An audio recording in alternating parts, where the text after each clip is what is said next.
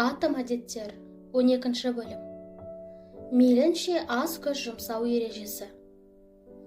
Антрополог және биолог Джаред Даймонд өзінің атақты кітабы «Қарулар, микробтар және құрышта» қарапайым мәліметке мән берген. Құрлықтардың пішіні әртүрлі. Бір қарағанда, жұрттың бәріне аян оның бұл пайымы маңызсыз сияқты көрінеді.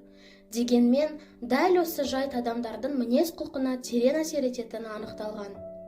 Американың негізгі өсі солтүстіктен оңтүстікке қарай өтеді. Яғни, солтүстік Америка мен оңтүстік Америка аумағы кен әрі жалпақ емес, ұзын әрі жіңішке болып келеді. Африкада соған ұқсайды.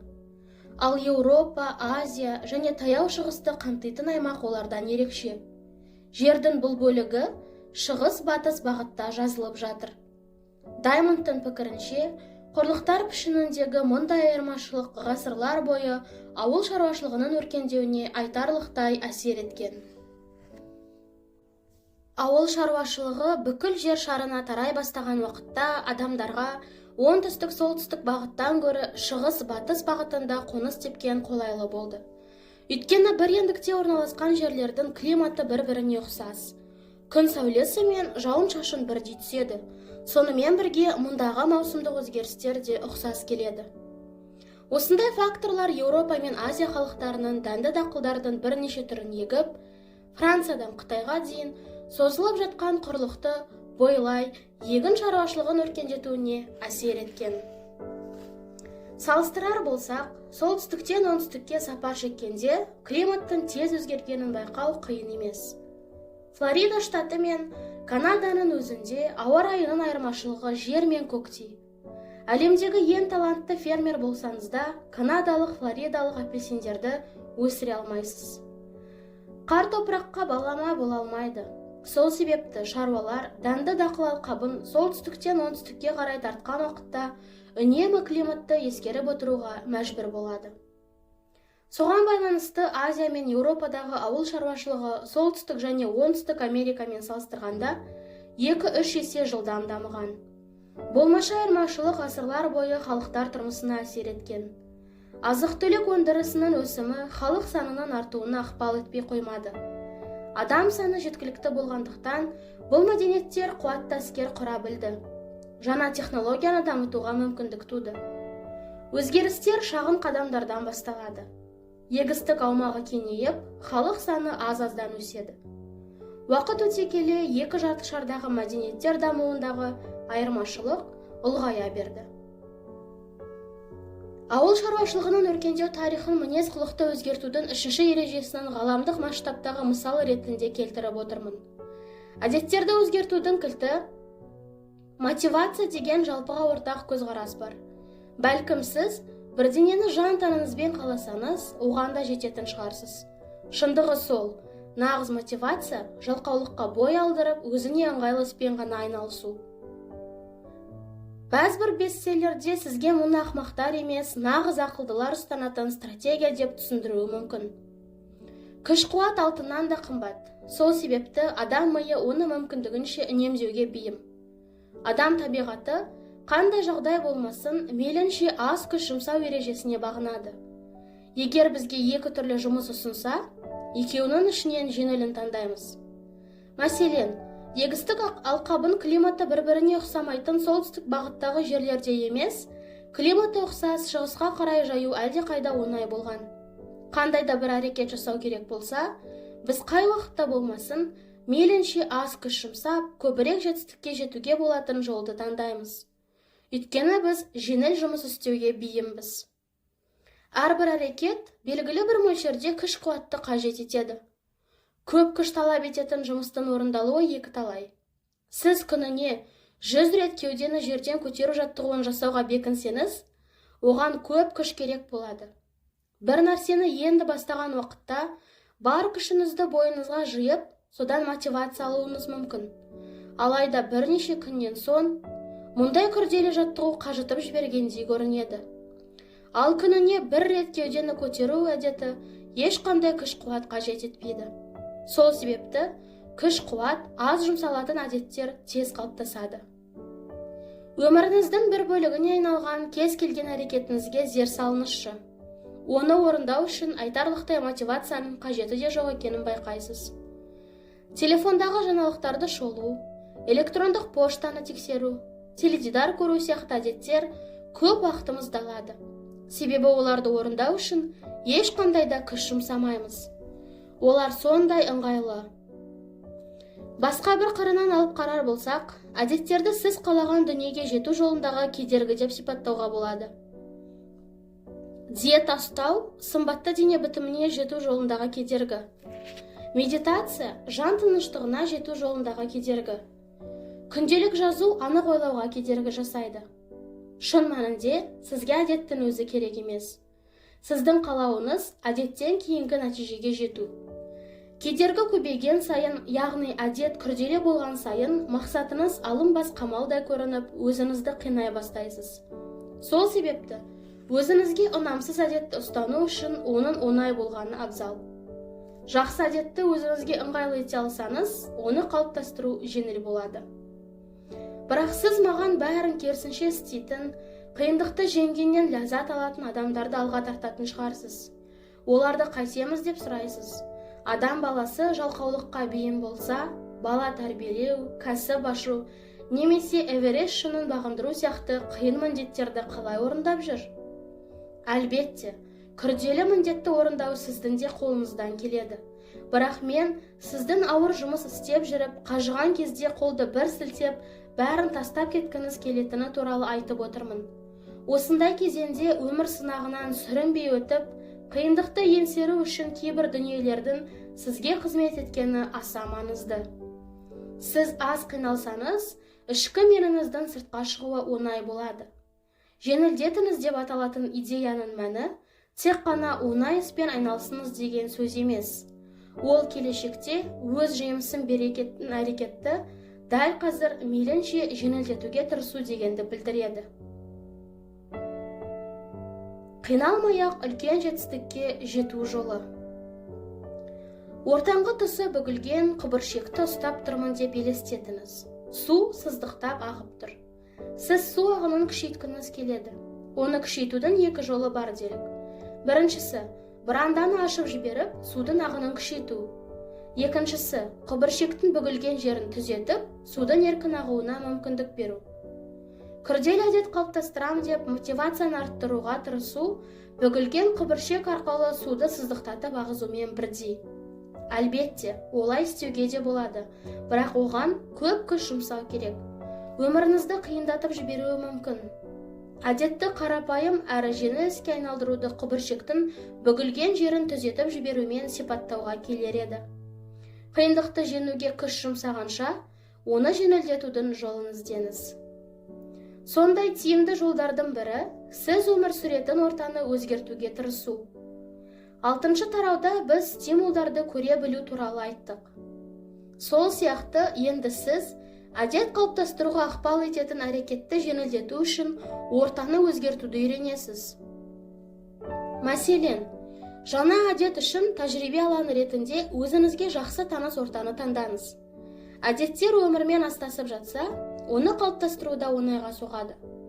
Жұмысқа барар жолдағы спорт залына кіре салу сізге әлде қайда жеңіл. Өйткені аялдамадан түсіп, аса таныс емес жолға түсу ішкі қарсылықты оятады. Мәселен, жаттығу залы сіз тұратын үй мен жұмыс арасындағы жолдан алыс болса, оған жету үшін үйреншікті жолдан бұрылуға тура келеді. Ішкі қарсылықты үйде немесе жұмыста отырып жеңген қолайлы болады. Біз көбіне ішкі қарсылық күшіне енген уақытта әдет қалыптастыруға тырысамыз. Мысалы, достармен тамханаға жиналғанда диета ұстағымыз келіп кетеді. Үй шаруасы жағадан алған уақытта жазу жазғымыз келеді. Смартфонда алаңдататын дүние көп екенін біле тұра, ойды жинақтау үшін телефонға жүгіреміз. Негізі олай болмау керек. Әдет қалыптастыруға кедергі жасайтын ішкі қарсылықтан оңай құтылуға болады. 1970 жылы Жапониядағы электроника өндірушілер дәл осылай жасаған. The New Yorker газетінде Better All the Time, қашанда жақсы деген тақырыппен жарық көрген мақаласында Джеймс Шуравевский жапон өндірушілері үнемшіл өндіріс деп аталатын жүйеге ден қояды. Жұмысшылар станоктарға жеткенше уақыт жоғалтпас үшін жұмыс кеңістігін қайта жобалаған. Өндіріс процесіндегі кейбір аз-маз шығындардан арылған. Соның нәтижесінде жапон зауыттары әлемдегі ең тиімді жұмыс істейтін орынға айналып, жергілікті өнімдер америкалық тауарлардан да асып түсті. 1974 жылы америкалық түрлі түсті теледидар жөндейтін орталыққа келіп түскен қоңыраулар саны жапондық орталыққа келіп түскен қоңыраулардан 5 есе көп болған. 1979 жылы америкалық жұмысшылар теледидар бөлшектерін жөндеуге жапондармен салыстырғанда 3 есе көп уақыт жұмсаған.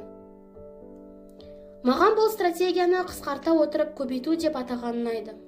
Жапон компаниялары өндіріс процесіне кедергі келтіретін әрекеттердің бәрін анықтап, оларды жойып отырған. Босқа жұмсалатын күшті азайтып, кіріс пен клиентті көбейтті. Сол сияқты біз де уақыт пен күшті текке шығындайтын кедергілерден құтылсақ, көп дүниеге аса қиналмай жетеміз. Үй жинауды ұнатуымыздың бір себебі осы. Алға жылжи отырып, тәртіпті қайта орнатамыз. Адамды өзіне тез баурап алатын өнімдерге зер салсаңыз, олар сіздің өміріңізді жеңілдететін тауар немесе қызмет түрі екенін байқайсыз. Мысалы, тамақ жеткізу қызметі азық-түлік сатып алу шаруасын шешеді. Танысуға арналған қосымша бетпе-бет кездесу машақатынан құтқарады. Автокөлікті ортақ пайдалану қызметі қалада жүру қиындығын шешеді. Мессенджерлер поштамен хат жазып отыруға қатысты проблеманы жеңілдетеді. Жұмыс істеу кеңістігін қайта жобалаған жапондардың теледидар өндірісі сияқты көптеген табысты компаниялары артық қозғалыстан, уақыт жоғалтудан құтылу үшін жұмыс процесін мейлінше жеңілдетіп, автоматтандырылған түрлі өнімдер шығарып жатыр. Олар қағаз бастылықты азайтты. Есептеудің тиімді жолдарын шығарды. Өнімдерін түсінікті тілмен жеткізеді, немесе клиенттер пікіріне көңіл бөледі. Google Home, Amazon Echo және Apple HomePod сияқты дауыспен басқарылатын көмекші пайда болғанда, мен досымнан бұл өнімдердің несі ұнайды деп сұрадым. Сонда ол, телефонды қалтадан шығарып, музыкалық қосымшаны ашып, плей парақшадан ән таңдағандан көрі, кантри стиліндегі музыканы қости салған әлде қайда оңай деп жауап берді. Әрине, бірнеше жыл бұрын ғана дүкенге барып, CD-диск сатып алумен салыстырғанда, қалтадағы телефонды алып, көп музыканың бірін таңдай салған дүниедегі ең оңай жұмыс болып көрінген еді. Бизнес дегеніміз, нәтижеге оңай әдіспен жетуге тырысу. Мұндай әдіс тәсілдерді үкіметтегілер тиімді пайдаланады. Салық түсімін көбейткісі келген Британия үкіметі азаматтарға салық формасын жүктеп алудың орнына тікелей сілтемемен формаға бірден өту әдісін ұсынды. Бір ғана қадамды қысқарту арқылы салық түсімін 19,2%-дан 23,4%-ға арттырды. Ұлыбритания сияқты мемлекет үшін мұндай пайыздық көрсеткіш мемлекет қазынасына миллиондаған салық төлемі түскенін білдіреді. Ойымды түйіндесем, қандай жағдайда болмасын, жақсы әдетті мейлінше жеңілдетуге болатын орта қалыптастыруға тырысқан жөн. Жақсы әдетке жету жолындағы күрестің көп бөлігі уайымды азайту әдістерін іздеуге кетеді. Жаман әдеттер оны одан сайын күшейтеді. Іс-әрекетті жеңілдету үшін ортаны алдын ала дайындау. Освальд Наклз, Миссисипи штаты Натчес қаласының IT маманы. Ол ортаны қалай дайындау керектігін жақсы біледі. Наклз әдет қалыптастыру барысында бөлмені қайта ретке келтіру деп аталатын тәсілді таңдайды. Мәселен, ол теледидар көріп болған соң пультті үстел үстіне, жастықты диванға қояды да көрпені жинап тастайды. Көліктен түскен соң қоқысты тастайды. Душқа түскен сайын су сығанша унитазды тазалайды. Оның пікірінше, әжетхананы душқа түсер алдында тазалаған өте қолайлы. Оның әр бөлмені ретке келтірудегі мақсаты, жұмыс істеген орынды үнемі жинап жүру ғана емес, келесі бір іске дайындалу. Бөлмеге кіргенде бәрі өз орнында тұрады, дейді Наклз. Әр бөлме күнде жиналатындықтан заттар өз орнында тұрады. Адамдар мені көп жұмыс істейді деп ойлайды. Шынымды айтсам, мен жалқаумын, өте жалқаумын. Осы қасиетімнің арқасында бос уақытым да көп. Жүрген ортаны ұйымдастырғанда келесі істің орындалуы жеңілдей түседі. Мысалы, әйелімнің түрлі қағаздар салынған қорабы бар.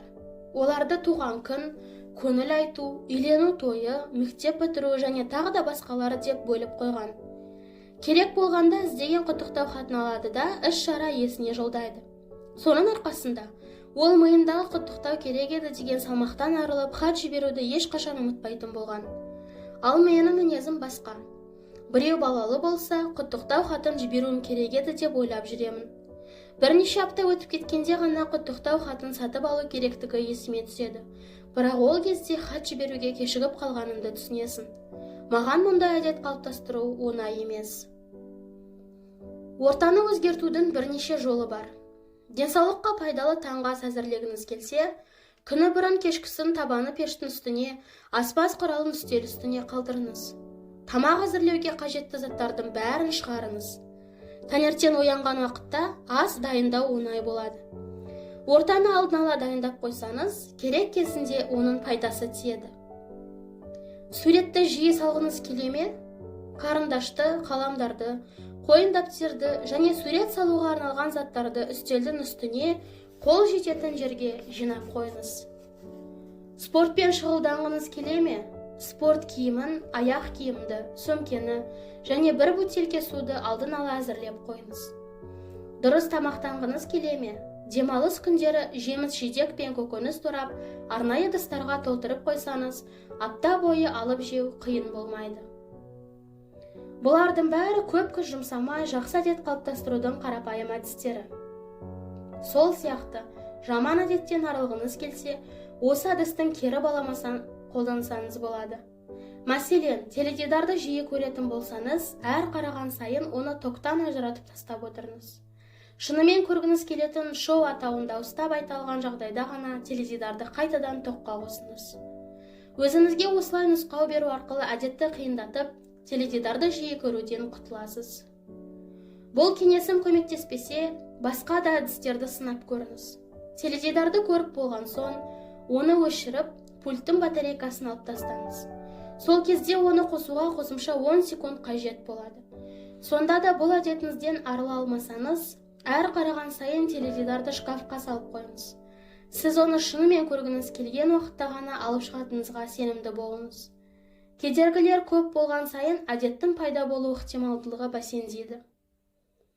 Мен де түске дейін мүмкіндігінше телефонды басқа бөлмеге апарып тастауға тырысамын. Ол жанымда болса қайта-қайта тексере беретін әдетім бар. Ал басқа бөлмеде тұрса, ешқандай себепсіз жүгіре бермеймін. Соның арқасында таңертең 3-4 сағат үзіліссіз жұмыс істей аламын. Телефонды басқа бөлмеге апарып тастаудың өзі іске аспайтын әдіс деп есептесеңіз, досыңызға немесе отбасындағы жақыныңызға телефонды бірнеше сағатқа жастырып қой деп өтініш айтыңыз. Әріптесіңізге ұстатып қойыңыз. Түске дейін тартпасына салып қойсын да, түстен кейін қайтарып берсін. Ұнамсыз әрекеттермен күресу кезінде аса қатты қиналмаймыз. Мен сыраны тоңазытқыштағы заттардың артына қоямын. Сол себепті оны аз ішемін. Телефондағы әлеуметтік желілердің қосымшасын өшіріп тастасам, оларды қайта жүктеп тіркелгенге дейін бірнеше апта өтеді. Тәуелділік пайда болған уақытта мұндай әдістер көмектеспеуі мүмкін. Дегенмен, біз үшін жақсы әдет қалыптастыру немесе жаман әдеттен арылу кезінде осындай болмашы өзгерістердің түбінде көмегі тиюі ғажап емес. Осындай ондаған болмашы өзгерістер біріксе, үлкен өзгеріске айналары сөзсіз. Ата-ана, бапкер, немесе көшбасшы, кім болсаңыз да, өзіңізге мынадай сұрақ қойыңыз. Дұрыс әрекеттерді орындау жеңіл болуы үшін ортаны қалай өзгертеміз? Өміріңізді сіз маңызды деп есептейтін іс-әрекеттер жеңіл орындалатындай етіп түрлендіріңіз. Түйін. Адам жаратылысынан мейлінше аз күш жұмсау қағидасын ұстанады. Біз қай уақытта болмасын, жеңіл жұмыста таңдауға бейімбіз. Жақсы әрекетті жеңілдетіп, жаман әдетті қиындататын орта қалыптастырыңыз. Жақсы әдет қалыптастыру жолындағы кедергілерді азайтыңыз. Кедергі аз болса, әдет қалыптастыру оңай. Жаман әдетке қатысты қиындықтарды күшейтіңіз. Қиын болған сайын жаман әдеттен қашқақтаймыз. іс-әрекет жеңіл орындалатындай ортаны алдын ала дайындап қойыңыз.